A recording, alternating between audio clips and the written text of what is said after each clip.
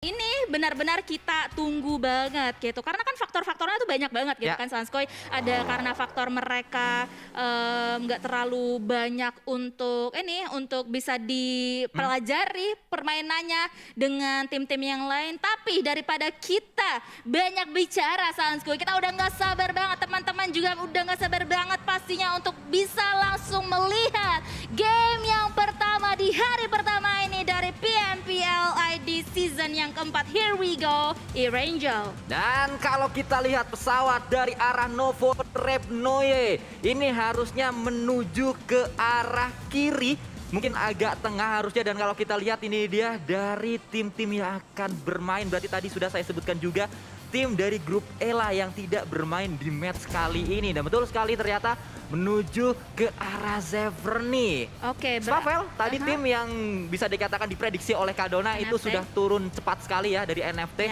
ke arah Novo. Karena memang jalurnya tadi kan ngelewatin sana. Betul, dan itu emang adalah drop zone mereka ya sebenarnya untuk saat ini. Dan dengan begitu, grup E tidak bermain berarti tidak ada Genesis Dogma Gates, tidak ada Victim, tidak ada Skylights dan juga Alter Ego ya. Mereka atau keempat tim ini sekarang akan skip karena hanya akan ada grup A sampai dengan D yang bertanding untuk saat ini. Ya betul, berarti dua tim yang diprediksi oleh saya dan juga Bang Flo tidak bermain ya? Belum bermain. Ya, nanti di match yang kedua pasti akan kita lihat juga seperti apa. Tapi ini dia circle-nya, wow! Pembuka yang benar-benar mengejutkan, pembuka yang benar-benar panas. Dan ini cukup menjanjikan karena tiba-tiba ada fight yang terjadi. Lagi-lagi kita melihat school, sekolahan, semuanya ingin mengejarkan PR di sini nampaknya Kadona. Iya, lagi-lagi mereka Zone dan juga RRQ nampaknya yang nggak mau tinggal diam banget. Mereka tetap mau menduduki school ini, bakalan menjadi fight pertama kita. School berdarah kita, siapakah yang memenangkan fight antara RRQ dan juga Zone kali ini di school, di mana beberapa player dari Zone kali ini sudah terlihat darahnya memerah. Asa pun lihat melakukan combat di window atau di jendelanya. Satu persatu player dari Zone kali ini ter-knockdown. RRQ masih dengan 4 punggawanya mendapatkan game mereka yang pertama dan Zone pun tereliminasi. Oh my god, ini cepet banget Sanskoy. Ini baru 2 menit loh gamenya. Dan tiba-tiba ada fight lanjutan lagi, ternyata Onyx berhadapan dengan Aura. Entah apa yang terjadi di sana. Dua pemain Aura dipulangkan oleh mantan mereka Casey yang sekarang bermain di tim Onyx. Seakan Casey ingin menyatakan bahwa dia bukanlah pemain yang terbuang. Dia bukanlah pemain yang terbuang dari Aura. Dia datang dengan Onyx kali ini bisa lebih baik dari Aura. Membuktikan banget ya. Oh my god, hari pertama match pembuka kita benar-benar disuguhkan permainan yang luar biasa banget, spektakuler banget. Dan mungkin kita udah bisa hitung kali ini ya, school poinnya 1-0 untuk RRQ. Wow, 1-0 yang pastinya ini akan sangat menarik. Erangel untuk grup A yang bermain di sana. Tapi kita berkaca ke arah yang lain dulu, kita berpindah dulu ke arah tim Maruzama, Mizu dan juga Ciel menggunakan Kup RB. Nampaknya akan segera melakukan rotasi terlebih dahulu, mengumpulkan lagi lootingan-lootingannya. Sementara itu mereka semua, gue ada salah satu yang pengen gue highlight juga sih Sanskoy. Dari data-data yang udah kita collect atau kita kumpulkan selama ini ya mengenai drop zone di Erangel ini, sebenarnya ada satu tim yang mungkin pengen menduduki SMB atau Mill Base selain Alter Ego, yang dimana Alter Ego sebenarnya hari ini kan tidak bermain gitu kan.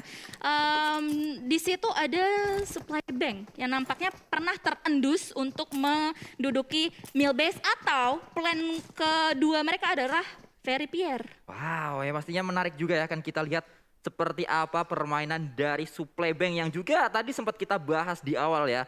Dengan adanya Hoki dan juga Zai pastinya memberi insight juga ke arah pemain-pemain Supply Bank yang nampaknya kali ini mereka berada di Ferry Pier seperti yang tadi Kadona katakan. Dan tim-tim yang berada di kanan mau nggak mau ini harus berputar, mereka akankah lewat Severny lewat atas atau muter lewat bawah. Tapi kalau lewat bawah itu udah ramai banget sih. Iya, udah ramai banget ya. Dan kali ini gue juga mau meng-highlight ternyata Takai memilih untuk menuju ke arah-arah Milta tadi ya. Drop zone mereka mendekati tim Bigetron, Red Alien dan juga mungkin di sekitar Boom juga yang tadi menduduki sekitar Kristen atau Lipovka juga. Pokoknya bagian-bagian timur dari map Erangel kita kali ini. Dan Kemarin kan sebenarnya dari admin PUBG Mobile dari Sports.id itu sudah mengkolek atau mengumpulkan data juga ya mengenai drop zone prediction. Dan itu pastinya sudah dikumpulkan dari turnamen-turnamen, dari scrim-scrim yang sudah dijalankan gitu. Dan menariknya adalah kemarin kita juga sempat membicarakan atau berdiskusi juga ya sesama caster ya Sanskoy. Kalau misalnya dari hari H pun gitu, semenjak hari H pun kita tuh masih belum bisa mendapatkan sesuatu atau mendapatkan jawaban pasti di manakah tim-tim ini akan berlabuh drop zone-nya gitu. Ada beberapa tim yang masih belum mempunyai rumah mereka masing-masing gitu. Betul, intinya. seperti yang tadi kita lihat aja di awal fight langsung terjadi di area school antara RRQ dan juga Zone, itu menandakan bahwa memang dua tim ini sangat-sangat ngotot untuk memiliki area sekolahan yang berada di Erangel kita. Tapi yang cukup aman kali ini adalah Bonafide. Mereka tidak fight di awal, padahal kalau dilihat dari datanya harusnya Maruzama juga memiliki drop zone yang sama dengan Bonafide di arah Rozok. Alright, dan nampaknya setelah dua war tersebut ya, kita masih akan menunggu. Nah ini dia tim-tim yang bergesekan di jalur rotasi mereka, yang dimana sekarang kita sudah melihat Void dan juga Takai. Takai sudah mulai mengendus dan juga sudah menerima beberapa damage juga dari Void yang kali ini dihajar habis-habisan ke arah Void di sana ya, dari Crush yang menggunakan baginya berdua bersama rekan-rekannya, dan that's it. Mereka pun wait, itu RRQ sama oh iya loh, RRQ ketemu sekarang sama Livescape. Wow. Ternyata ya, gue kaget ternyata. Tadi gue kira temen loh. Nerpeko ya, tiba-tiba kali ini berada di tengah jalan Kenok karena pemain-pemain Livescape mengkat rotasi mereka. Kayaknya Nerpeko dikirim untuk menjadi scouter, mencari titik selanjutnya untuk melakukan rotasi dan ketemu sama pemain-pemain Livescape yang kebetulan kali ini bergerak bersama-sama. Iya, sudah membangun rotasi mereka ya untuk bisa menuju ke zona nyaman mereka selanjutnya, karena mengingat tadi circle pertama yang sudah terbuka agak-agak jahat untuk para player-player ini ya, yang dimana mereka sekarang notabene berada di bagian timur dari Erangel sendiri. Karena kalau boleh jujur ya, Gimana di tuh? Erangel ini lebih banyak pemain-pemain atau tim-tim yang dropnya itu di arah kanan atau pemain tersungkur. Bahkan kali ini kalau kita lihat sangat terjepit posisi dari Eagle 3. Pemain tersungkur bahkan kali ini kalau kita lihat sangat terjepit posisi dari Eagle 365 Alpha. Akan mencoba menjadi hero, menjadi pahlawan kali untuk Eagle 365. Tapi Yol, pemain terbaru dari Bonafide pun datang untuk menghentikannya. Iya, sementara itu permainan pun atau war pun terus masih berlanjut ya. Sementara itu Catalyst menjadi the last man standing untuk timnya, untuk bisa menghadapi atau mungkin membalikan keadaan, karena dua player yang lainnya masih dalam keadaan knockdown. Kali ini apakah Catalyst bisa membalikan keadaan kali ini, atau dia harus merevive rekannya terlebih dahulu, karena Bonafide kali ini masih utuh. Punggawa mereka masih berempat, masih kuat banget untuk bisa memenangkan war tersebut. Dan nampaknya ini menjadi kesulitan untuk Catalyst sendiri yang kayaknya disuruh mundur aja dari rekan-rekannya. Ya, kayaknya menghindari area pertempuran, tidak lanjut untuk fight ke arah atas, atau Catalyst ingin coba melakukan revive dengan cara muter jauh. Karena tadi kalau kita lihat Eagle 365 pemain-pemainnya sudah mulai turun gunung, dan Yol pun kali ini akan coba turun ke arah bawah mencari seorang Catalyst yang berada di depannya. Belum ketahuan juga Kadona kalau kita lihat, karena Catalyst masih terhalang sebuah pohon dan sebuah batu yang berada di area ini. Berlari-lari pemain-pemain Bonafide untuk mencari di manakah mangsa kita yang terakhir. Iya, pasti masih dicari sih ya, karena dengan angle atau vision seluas ini yang dimiliki oleh Bonafide, mereka bisa mengendus atau bisa melihat nih jalur rotasi atau perjalanan yang dilakukan oleh Catalyst itu ke arah mana, dan mereka belum melihat Catalyst itu pergi jauh-jauh gitu loh. Jadi mereka masih bisa mengira, oh ya mereka masih Catalyst sendiri itu masih berada di sekitar sini, masih dekat gitu. Dan itu lumayan banget kalau misalnya mereka bisa mendapatkan Catalyst. Ya. Dengan begitu kan mereka bisa mendapatkan 4 kill point di awal-awal game ini. Ya, dan kalau kita berpindah ke arah yang lain, ini dia Void, yang mana mereka juga kali ini sudah mulai menambal kekurangannya mungkin karena mendatangkan seorang Licin dari tim yang kalau kita berkaca ke season yang 3, dia bermain di Bonafide, kali ini sudah bermain di tim Void. Tapi Void tidak hanya ada Licin, mereka juga menambah beberapa pemain yang datang dari tim komunitas justru. Siapa aja itu? Ada Xbox juga salah satunya, dan juga yang lain. Dan kalau kita lihat ini juga nggak cuma Void yang melakukan hal seperti itu, karena ada Boom juga yang ternyata malah justru mendatangkan Kenan yang datang dari tim komunitas. Iya, itu kalau nggak salah F5. F5 ya, Ya. F5 yang dulu beberapa kali juga sudah memenangkan turnamen ya, turnamen-turnamen komunitas atau turnamen unofficial juga. Dengan begitu track recordnya ini menjanjikan gitu loh Betul. untuk bisa memasuki tim Boom Esports sendiri. Sementara itu nampaknya ada satu player dari tim Bigetron Red Alien yaitu Liquid dan juga Zuxi yang kali ini sedari tadi melakukan scouting ya setelah bertemu dengan lawan-lawannya tadi. Dan dengan begitu tim Bigetron Red Alien pun tidak jadi melewati jalur tersebut yang dimana sudah terdapat tim NFT. Ya, Liquid yang kali ini bermain bersama Luxi dan juga Zuxi berada di area yang lebih tinggi dari pemain-pemain NFT. Jalan dari NFT, mereka juga harusnya masih cukup aman karena punya compound juga dan kita berpindah ke arah Nero. Ada Rancid yang kali ini kembali datang ke PMPL. Sempat bermain bersama IOG waktu itu, kali ini dia datang dengan tim yang berbeda. Nero yang dia bawa kali ini untuk menantang PMPL season yang keempat.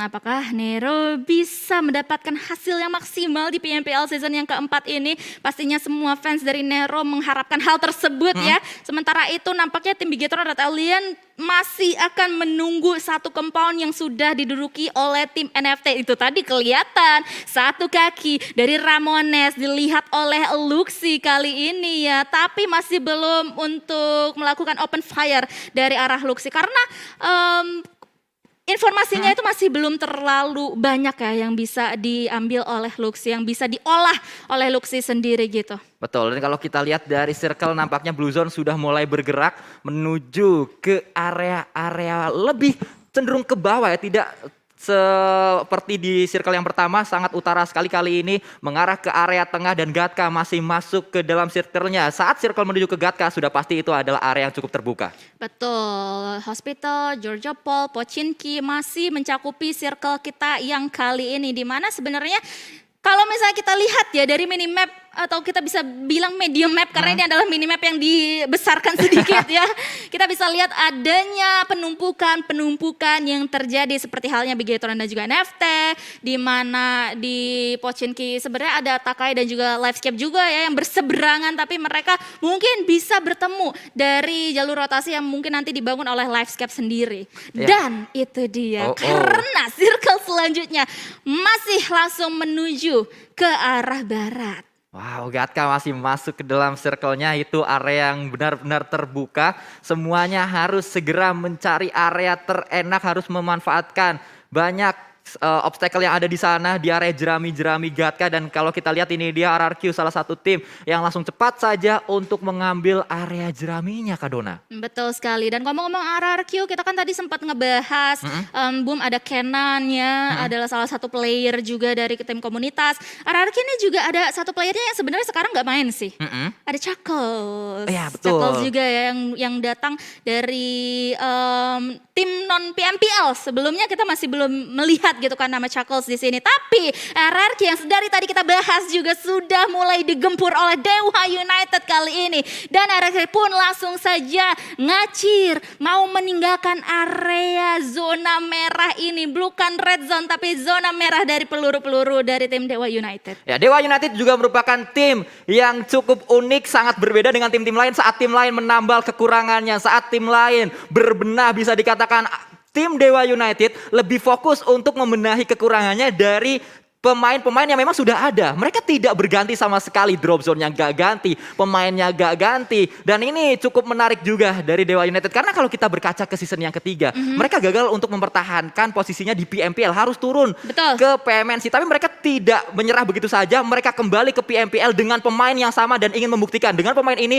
mereka bisa lebih baik di PMPL season yang keempat. Masih works gitu lah ya intinya untuk tim Dewa United. Yang sedari tadi juga sudah dijabarkan oleh Sanskoy. Kalau misalnya Dewa United juga terdegradasi di season yang ketiga dan juga comeback akhirnya ini menjadi salah satu tim comeback lah, kita bisa kasih judul seperti itu ya, tim comeback, tim PMPL yang comeback melalui jalur PMNC. Sementara itu kita juga sudah melihat tim Onyx yang sekarang juga akan melakukan scouting terlebih dahulu ya untuk bisa melihat arah-arah atau vision-vision ke seluruh arah mata angin mereka ini ada siapa aja. Karena sekarang mereka masih menduduki pinggiran zona banget. Ya, Live Cap juga seperti biasa, late rotation mereka bangun. Ini adalah tim yang suka jadi ekor.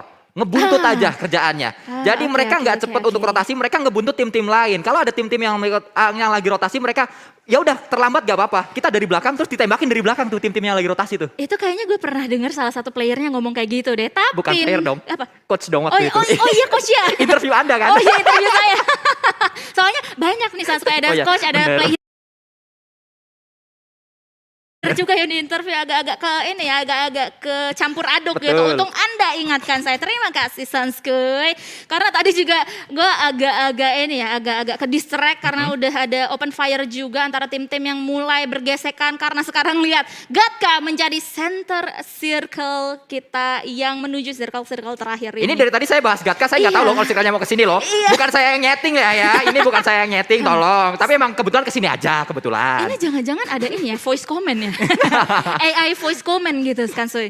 Ya, tapi Gatka ternyata langsung diisi oleh Bigetron. Betul. Ini yang tadi dibahas di awal. Gatka kalau mau jadi tempat lootingan di awal, cuma ada 3 compound kayak gini. Jadi nggak terlalu worth it untuk diambil di awal-awal. Walaupun memang beberapa tim juga yang memang bermain scrapping cukup seneng kalau turun di Gatka. Iya, sebenarnya ada beberapa kompon dari Gatka sendiri yang high tier loot juga ya, Ya. tapi mungkin arahnya atau jaraknya itu terlalu jauh. Namun kita akan langsung aja fokus ke peperangan yang terjadi antara Maruzama dan juga Aura, yang dimana nampaknya tim Aura menyisakan 1 player mereka saja, yaitu Chisun di seberang sana. Ayo Chisun, apakah Chisun bisa membalikan keadaan? Tapi Chisun pun mendapatkan damage dari arah belakang, nampaknya dari tim Dewa United di seberang sana ya. Chisun hanya mengandalkan smoke dan juga satu vehicle dia saja, dan kali ini dia akan langsung aja ngacir. Hati-hati Chisun, karena sekali lagi di belakang sana ada tim Bonafide juga. Ini bukanlah awal yang diinginkan oleh Aura. Ini bukanlah awal yang diimpi-impikan oleh Aura. Karena mereka saat kita berkaca ke scrimnya, itu kuat banget di scrim. Tapi ternyata match pertama mereka tidak berjalan mulus. Bahkan mereka terjepit. Ada Maruzama tadi. Lalu ada Dewa United yang juga melakukan tembakan ke arah Chisun. Pemain terakhir, pemain yang didatangkan oleh Aura untuk menambah daya gedornya. Yap. Untuk di PMPL season 4 kali ini. Salah satu player yang baru masuk ya ke tim Aura sendiri. Dan lihat Mizu pun menerima beberapa damage nampaknya dari arah belakang dia. Itu berarti dia harus meningkatkan kewaspadaan untuk Mizu sendiri. Kali ini Onyx juga berada berseberangan dengan tim Boom Esports. Nah ini dia, Boom ada salah satu IGL-nya, bukan salah satu sih, IGL cuma satu sih ya. IGL-nya yaitu Ken datang dari tim Onyx. Mereka sekarang bergesekan nih Sanskuy. Ya, ini adalah sesuatu yang menarik juga kalau kita membahas PMPL season 4.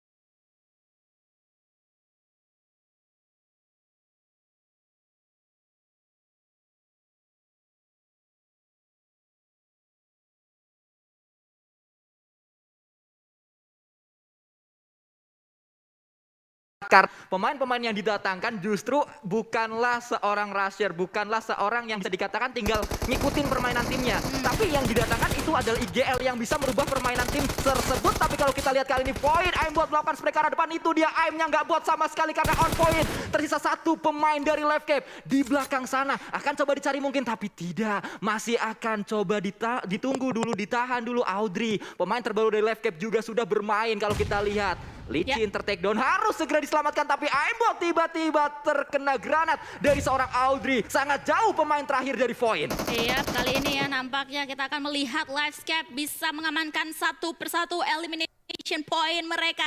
Dan seorang Audrey pun masih bisa untuk menyelamatkan rekan-rekan yang lainnya. Sementara itu beberapa player dari tim Void yaitu Aimbot masih ditinggalkan bleeding out begitu saja ya. Sementara itu Harvest berada jauh di seberang sana untuk bisa melakukan backup. Sementara itu kita melihat vision atau angle ke arah supply bank yang nampaknya terjadi huru-hara juga dengan tim Nero. Oh, Nero dan juga Suplebeng bertemu di area ini. Sangat dekat mereka, sudah berada di satu area yang sama. Dan ternyata ada grenade elimination juga yang terjadi di sana. Matoy memantau juga pemain-pemain tim Nero yang sudah berada di dekat mereka. Yap, ini banyak ya, ada supply bank, Nero dan juga NFT dalam satu area, dalam satu cluster yang sama nih Sansko ya. Ya bener, anaknya klaster banget ya. Cluster banget.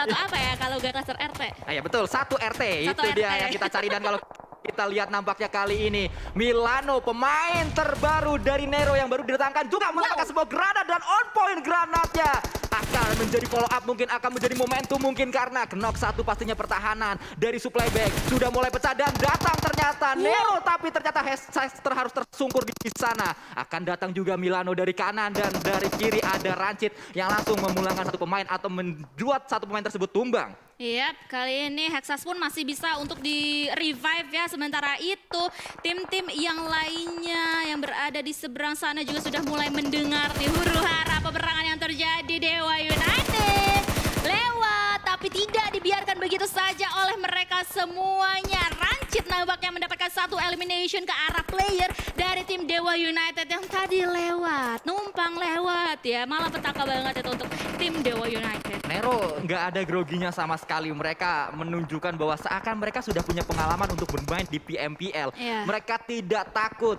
untuk mendobrak pertahanan lawan, yang mereka tidak takut untuk melakukan serangan terlebih dahulu, melakukan inisiasi terlebih dahulu. Dan kali ini Nero benar-benar sudah menumbangkan banyak sekali tim. Tapi kalau kita lihat ternyata Luxi juga melakukan spray ke arah depan tadi dengan M4 kali 4-nya. Bisa mendatangkan satu pemain kalau kita lihat ke Dona. Iya, ini Sasko by the way ya, salah satu hal yang gue notice juga, menit 20, circle 5 ini masih menyisakan tadi 15 tim. Dengan begitu sekarang hanya menyisakan 12 tim saja. Ini dengan zona yang sesempit ini, dengan tim yang sebanyak ini pastinya bakalan terjadi bloodbath banget ya. Peperangan bakalan turun atau terjadi di mana-mana seperti halnya Supply Bank dan juga Nero. Sementara di sisi yang lainnya juga sudah ada Bigetron Reptilian yang melihat pergerakan dari Voldemort yang dimana di sana sudah terknockdown. Sementara itu Luxi pun juga langsung aja mengalihkan pandangannya, mengalihkan fokusnya ke arah tim Boom Esports, yaitu ada Poundbit yang kelihatan di sana. Satu hit mark juga sudah mulai terbuka dan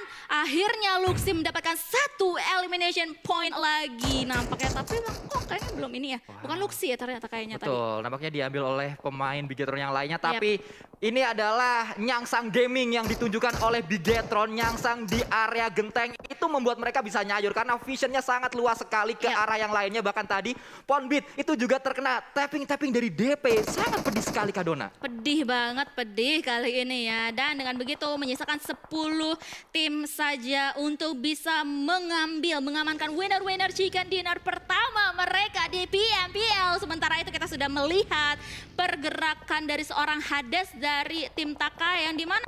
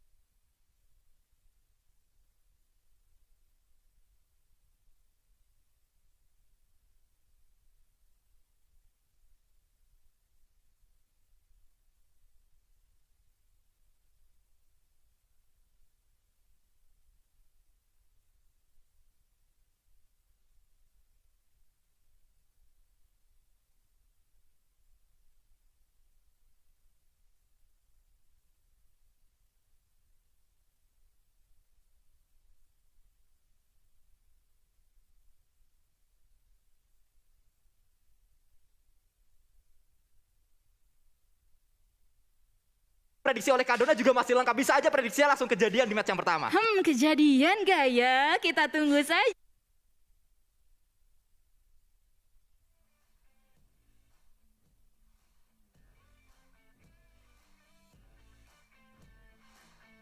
Yang bisa kita lihat dari Bigetron Red Alien yang sekarang berhadapan dengan Livescape yang di mana sekali lagi ada Harvest seorang diri di sana, Sanskuy. Harvest juga pemain yang datang dari komunitas didatangkan oleh Voin kali ini. Voin Esport bermain hanya menyisakan satu player saja dan circle-nya ternyata menuju ke Bigetron Red Alliance. Wow. Mereka bahkan sudah setup, mereka punya covernya masing-masing, Kadona. Oh my god, oke, apakah tim Bigetron Red Alien bisa memaksimalkan, memberikan permainan yang prima banget dengan advantage yang mereka punya, yaitu circle atau zona menuju ke arah mereka. NFT pun sebenarnya juga masih tinggal bergeser sedikit, tapi lihat ada Luxi dan juga Zuxi yang kali ini mulai mengendap-endap mencari ke angle-angle yang lainnya, terutama ke arah NFT juga ya. Tapi Harvest langsung dipulangkan, harus berhati-hati. Grenade kill tadi didapatkan oleh Takai ternyata. Dan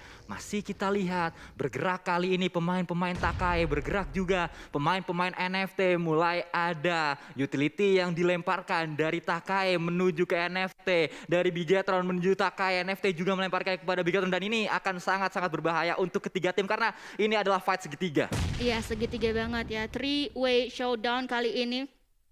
Dan pastinya tim Bigetron Red Alien pun juga harus waspada karena tim NFT sekiranya sebenarnya bisa untuk mengobrak-abrik pertahanan mereka kalau misalnya mereka nggak bisa fokus. Tapi lihat granatnya benar-benar bertubi-tubi banget dilontarkan ke arah Takai, di mana Crush sekarang ter-knockdown. Ya, kembali granat demi granat yang lagi-lagi on point tadi. Kalau kita lihat pulang, satu pemain dari Takai menyisakan Hades seorang diri saja. Drone juga sedang merangkak meminta bala bantuan dari rekan-rekannya, tapi sudah terlihat mereka ada depan. Di sana satu pemain akan knock yang terjadi di sana, tapi ternyata dari kiri juga ada yang melakukan spray liquid memulangkan Takai Hades, Kadona.